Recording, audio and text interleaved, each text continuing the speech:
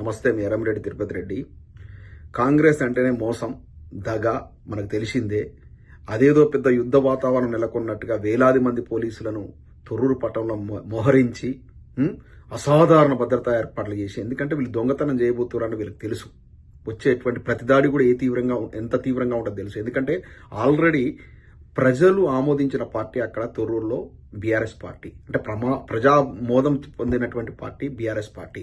ప్రజల సపోర్ట్ ఉంది కాబట్టి తిరుగుబాటు కూడా అదే రేంజ్లో ఉంటుందని తెలుసు కాబట్టి అంత పెద్ద ఎత్తున పోలీసులను మోహరించారు. నిన్న లక్కీ డ్రా విధానం లోపల ఏ విధంగానైతే Thorrur municipal chairman, vice chairman రెండింటిని ఎన్నుకున్నారో అది పూర్తిగా లోపభూయిష్టంగా ఉంది. ఎందుకంటే మిగతా చోట్ల మొత్తం కూడా ఎల్ఈడి మానిటర్లు బయట పెట్టేసి మొత్తం ప్రజలు చూసే విధంగా, అందరు చూసే విధంగా మొత్తం ఒక ట్రాన్స్పరెన్సీ విధానం ద్వారా లక్కీ డ్రా జరిగింది మిగతా చోట్ల. కానీ తొర్రూరులో జరగలే. ఎక్కడ డిస్ప్లే లేదు, లోపల ఏం జరుగుతుందో ఎవరికి తెలియదు. దాన్ని మాత్రం వీడియో తీసి తర్వాత రిలీజ్ చేసిరుకో ఈ విధంగా తీసినామని. అసలు ఆ చిట్టీలు చుట్టింది ఎవరు? ఆ చుట్టిన విధానంలోనే తేడా ఉంది. కాంగ్రెస్ పార్టీ ఏమో లూజ్గా చుట్టడం జరిగింది. మీరు చూడండి ఇప్పుడు ఈ వీడియో లోపల, ఇప్పుడు నేను చూపిస్తాను ఒకటి, దాంట్లో లూజ్గా చుట్టడం జరిగింది. బీఆర్ఎస్ పార్టీకి సంబంధించినవి ఏమో చాలా టైట్గా చుట్టడం జరిగింది. అక్కడ డ్రా తీసినటువంటి వ్యక్తి అసలు ఎవరు? అతను ఎందుకు తీశాడు? తీయాల్సిన వ్యక్తి ఒక న్యూట్రల్ పర్సన్, బయట నుంచి రావాలి, లేదంటే చిన్నపిల్లలతో చూపిస్తారు. ఎందుకంటే ఇట్లాంటి జరగకుండా ఉండడం కోసం something is conspiracy is there. ఎందుకంటే కొన్ని చిట్టీలేమో సన్న గట్టిగా ఇట్లా చుట్టబడి ఉన్నాయి, కొన్ని చుట్టం లూజ్గా చుట్టబడి ఉన్నాయి. ఆ లూజ్గా ఆయన వెతికి కూడా తీసినటువంటి వ్యక్తి వెతికి కూడా ఆ లూజ్గా చుట్టినటువంటి వ్యక్తిని ఆ యొక్క చిట్టిని తీయడం జరిగింది. అది నెక్స్ట్ ఆ చిట్టీలు చుట్టింది ఎవరు? దాంట్లో రాసిన పేర్లేంటి ఎవరికి తెలియదు. అంటే ఏం lack of transparency is there. మొత్తం వాళ్ళ ఆధీనం తీసుకున్నారు. ఎందుకంటే మాజీ మంత్రి ఎవరు దయాకర్ రావు గారిని హౌస్ అరెస్ట్ చేశారు. లోపల ఒక రెస్పాన్సిబుల్ పర్సన్ ఎవరిని కూడా బీఆర్ఎస్ పార్టీ నుంచి ఒక ప్రతినిధి అనేటువంటి లేకుండా చేశారు. మొత్తం ఆడ యశస్విని రెడ్డి ఎమ్మెల్యే, ఆ విధంగా కడియం కావ్య వాళ్ళిద్దరు కూర్చొని మొత్తం వాళ్ళ కనుసన్నల లోపల మొత్తం విధానం జరిగినట్టు కనపడతా ఉంది. ఇంత దుర్మార్గమా ఇది? ప్రజాస్వామ్యమా? ప్రజాస్వామ్యం నిజంగా నిన్న కూని అయింది తొర్రూరు లోపల. ఇంకేముంది, ఎలక్షనీరింగ్ విధానం మీద, ఎలక్షన్ల ప్రాసెస్ మీదనే ప్రజలకు నమ్మకం పోయినప్పుడు ఏమైతే తీవ్రవాదం వస్తుంది. గతంలో కాంగ్రెస్ పార్టీ దుష్ట పరిపాలన లోపల తీవ్రవాదం తెలంగాణలో పెచ్చుమీరింది, నక్సలైట్లు విపరీతంగా వచ్చారు. ఎందుకంటే ఎప్పుడైతే ఎలక్షనీరింగ్ రాంగ్ ఉన్నదో ప్రజలకు తిరుగుబాటు వస్తుంది. అది ఇవాళ చేస్తున్నట్టు పోలీసు వ్యవస్థను పెట్టి నడుపుతున్నారు. చక్కగా ఉండే 10 ఏళ్ల కేసీఆర్ పాలన లోపల, దయన్న పరిపాలన లోపల పాలకృతి నియోజకవర్గంలో ప్రశాంత వాతావరణం ఉండే అభివృద్ధి మాత్రమే జరిగింది, ప్రజా సంక్షేమం జరిగింది.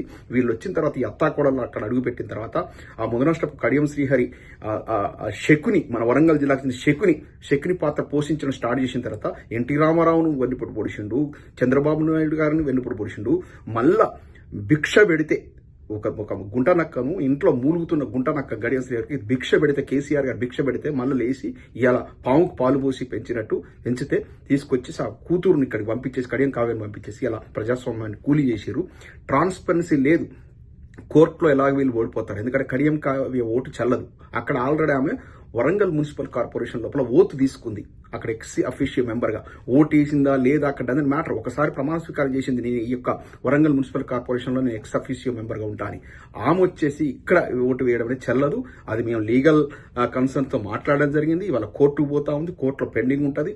అదేవిధంగా ఈ లాక్ ఆఫ్ ట్రాన్స్పరెన్సీ మీద కూడా, దీని మీద కూడా కోర్టులో విన్నవించుకోవడం జరుగుతుంది. మొత్తం కూడా లోపభూయిష్టంగా మొత్తం అధికారులతో కుమ్మక్కై పోలీసు వ్యవస్థను వాడుకొని మొత్తం ఈ యొక్క ప్రజల యొక్క తీర్పును మొత్తం తిరగరాసినరు ఈ యొక్క అత్తాకోడళ్ళు ఇద్దరు కూడా. అది ఇంకా సిగ్గు, శరము, ఇజ్జతు ఏమి లేకుండా సెలబ్రేట్ చేసుకుంటారు. ఏం సాధించిన ప్రజామోదం పొందకుండా, ప్రజల మద్దతు లేకుండా ఆక్రమంగా కలిసి సెలబ్రేట్ చేసుకుంటారా? సిగ్గుందా మీకు? అసలు మిమ్మల్ని చూసి ఉమ్మేస్తున్నారు ప్రజలు, ఉమ్మేస్తున్నారు. నిజంగా ప్రజలు ఉమ్మేస్తున్నారు. ఝాన్సీ రెడ్డి సిగ్గు శరం ఉంటే ఇప్పటికే బ్యాగ్ చదువుకొని అమెరికాకు వచ్చి చక్కని కుటుంబంతో ఉండు. సిగ్గు శరం లేదు. ఇంకేముంది, నువ్వు ఇంకా గెలుస్తావా? నిన్నటి కార్యక్రమంతో పాలకుర్తి నియోజకవర్గం లోపల పూర్తిగా మీరు మీ యొక్క ప్రతిష్ట మొత్తం కూడా పూర్తిగా దిగజారిపోయింది. వీళ్ళు ఇంత కూడా దిగజారుతారని అంటే నిన్ను ఇప్పుడు కళ్ళ గట్టినట్టు కనపడతా ఉంది కదా. కాబట్టి ఈ లక్కీ డ్రా వ్యవహారం మీద కూడా నిగ్గు తేల్చాల్సిన అవసరం ఉంది. వీళ్ళకి ఈ అధికారులందరినీ కోర్టుకు లాగాలి. ఆ చుట్టిన విధానంలోనే తేడా ఉంది. ఈ బీఆర్ఎస్ పార్టీ సంబంధించిన చిట్టీలు గట్టిగా చుట్టడం జరిగింది. ఈ యొక్క కాంగ్రెస్ సంబంధించినటువంటి చిట్టీలు సాఫ్ట్గా, అంటే ఇట్లా ఉబ్బుగా ఉండేలాగా చుట్టడం జరిగింది. అని వెతికి తీసినటువంటి విధానం స్లో మోషన్లో వీడియోలో క్రిస్టల్ క్లియర్ చూడవచ్చు మీరు. ఇది తొర్రూరులో ప్రజాస్వామ్యాన్ని కూని చేసినట్టు విధానం ఈ విధంగా ఉంది. ప్రజలారా గమనించండి. ఈ అత్తాకోడలను రాజకీయంగా బొందబెట్టాలి, తరిమి కొట్టాలి పాలకుర్తి నియోజకవర్గం నుంచి. అప్పుడే ఇటువంటి వాళ్ళు పోయినప్పుడే పాలకుర్తికి పెట్టినటువంటి దరిద్రం వదిలిపోతుంది. జై తెలంగాణ.